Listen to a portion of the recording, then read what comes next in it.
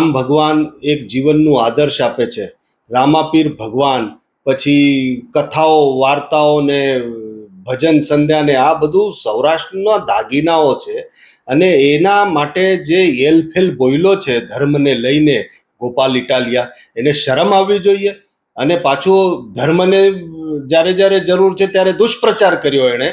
અને અત્યારે પોતે રામજી મંદિરમાં જઈ રહ્યો છે, સંતોના પગે લાગી રહ્યો છે. શા માટે સંતોના પગે લાગી રહ્યો છે?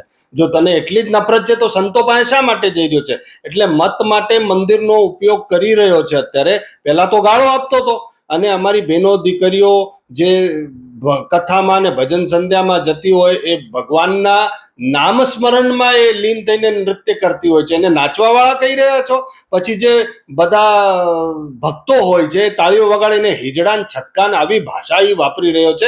એટલે મેં બધા સંતોને, બધા કલાકારોને, કથાકારોને, બ્રાહ્મણ સમાજને, બધા જ સમાજને, બધા જ જેટલા પણ સમાજ છે બધાને અપીલ કરી છે કે જેને ધર્મનો આટલો દુષ્પ્રચાર કર્યો, જેને ધર્મને હાનિ પહોંચાડવાનો પ્રયત્ન કર્યો, એવા માણસનો બહિષ્કાર કરો. અને ગામમાં ઘરવા નહીં દેતા, મંદિરોમાં ઘરવા નહીં દેતા આવા માણસને.